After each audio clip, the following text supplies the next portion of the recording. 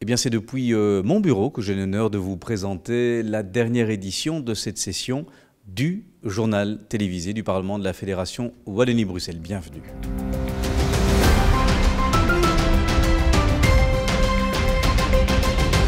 Et la séance plénière de ce mercredi s'est ouverte par la prestation de serment de la nouvelle ministre de l'Enseignement supérieur en Fédération Wallonie-Bruxelles, Madame Françoise Berthiaud, suite à la démission de Valérie Glatini. Reportage. À la suite de la démission de la ministre Valérie Glatini pour raison de santé, c'est Françoise Berthiaud qui a été désignée pour lui succéder. La prestation de serment a eu lieu ce mercredi 19 juillet en séance plénière. Françoise Berthiaud n'est pas une inconnue au Parlement de la Fédération Wallonie-Bruxelles, puisqu'elle a assuré pendant 15 ans la fonction de chef de groupe MR au sein de l'Assemblée. Elle reprend les compétences suivantes: enseignement supérieur, hôpitaux universitaires, recherche, aide à la jeunesse et promotion de Bruxelles. Un jour comme aujourd'hui, ça me fait énormément plaisir de revenir dans ce Parlement, qui est mon Parlement de cœur, vous le savez bien, de retrouver énormément de visages connus. Mais plus encore, revenir en politique, je me rends compte que c'est une passion pour les matières qui en fait ne m'avait jamais quittée. Et c'est renouer avec des sujets d'intérêt, avec des combats, avec des engagements qui étaient cachés gentiment depuis 4 ans derrière une porte et qui sont revenus tout d'un coup. Un ordre du jour chargé pour les discussions en séance plénière. Il a fallu faire une sélection d'un sujet abordé lors de cette séance. Nous allons faire un focus sur le projet de la ministre Désir relatif au soutien et au développement des compétences des enseignants et à leur évaluation. Dans le cadre du pacte pour un enseignement d'excellence et dans la perspective du renforcement de la qualité de l'enseignement, la ministre de l'Éducation a décidé de formaliser les mécanismes de soutien et de développement des compétences professionnelles ainsi que l'évaluation des membres du personnel enseignant. Ainsi, le processus sera systématique pour les membres du personnel dans leur première année d'exercice du métier et un entretien annuel aura lieu chaque année pendant les 5 premières années professionnelles.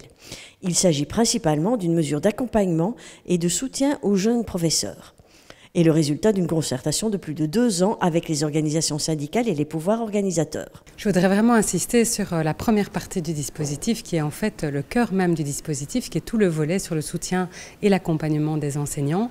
En fait, simplement, jusqu'ici, il n'y avait pas de moment de dialogue formalisé entre un directeur et son équipe enseignante. Je pense que c'est très très important, et en particulier pour les jeunes enseignants, d'avoir ce moment d'entretien de fonctionnement qui peut se clôturer par un feedback, aussi un feedback positif. Ça lui permettra aussi d'expliquer, par exemple, des difficultés auxquelles il devrait faire face. Les députés se sont largement exprimés en séance plénière sur le sujet. Évidemment, on va le soutenir, mais ce qui est vraiment important pour nous, c'est le soutien et l'accompagnement des enseignants. Je pense qu'il faut vraiment sortir l'enseignant de cet isolement qu'il connaît parfois, malheureusement, dans son école, dans sa classe. Voilà, l'enseignant ne peut pas être seul. Évidemment, et ce qui est important aussi pour nous, et je pense que tout doit tourner autour de ça, c'est l'enfant. C'est l'enfant qui doit être au cœur du dispositif de l'enseignement et pas le contraire. Le plus important dans ce projet de décret, c'est qu'à côté du volet évaluation en tant que tel, il y a le gros volet qui concerne l'accompagnement et le soutien aux enseignants, le fait de pouvoir développer leurs compétences professionnelles pour apporter finalement plus de professionnalisme à leurs fonctions. Alors avec mon groupe, nous souhaitons rappeler que cette mesure, elle était prévue noir sur blanc dans le pacte pour un enseignement d'excellence qui a été signé par l'ensemble des acteurs de l'enseignement, notamment par les syndicats. Alors on insiste dans ce décret principalement sur la volonté de rompre l'isolement des enseignants par rapport à leur pratique. Je pense que c'est vraiment essentiel aujourd'hui que les enseignants aient un feedback qui généralement sera positif, qui sera bienveillant par rapport à leur pratique, qui pourra les conseiller, les accompagner, les aider à développer leurs compétences professionnelles. C'est vraiment l'enjeu crucial numéro 1 en fait, du décret. Nous n'allons pas soutenir ce projet de décret, nous allons voter contre. S'il n'y avait que le volet 1, c'est-à-dire celui qui met en place l'accompagnement des enseignants, nous voterions pour, je dirais avec enthousiasme. Mais le volet 2 qui permet, en fait, qui met en place un système de sanction, un nouveau système de sanction des enseignants, parce qu'il existe déjà une procédure, mais une nouvelle procédure de sanction des enseignants.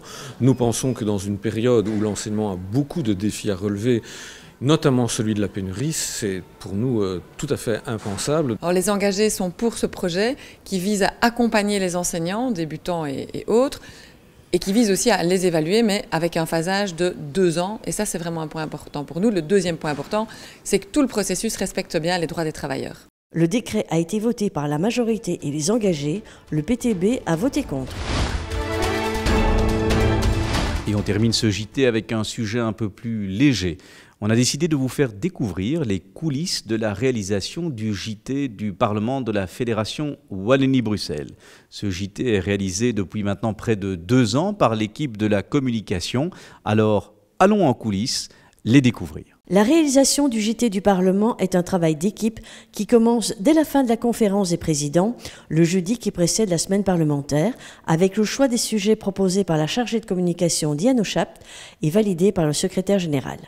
La présentation est faite en alternance par Xavier Bazolen, Diane Ochapt ou Véronique Lefebvre, devant la caméra tenue par Hugues Dithieu, qui procède également au montage.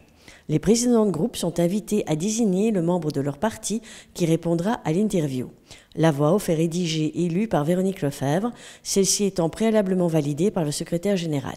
Durant l'année 2022-2023, il y a eu 21 JT, soit 1 chaque semaine de travaux parlementaires et plus de 3000 vues cumulées sur la page Facebook du Parlement.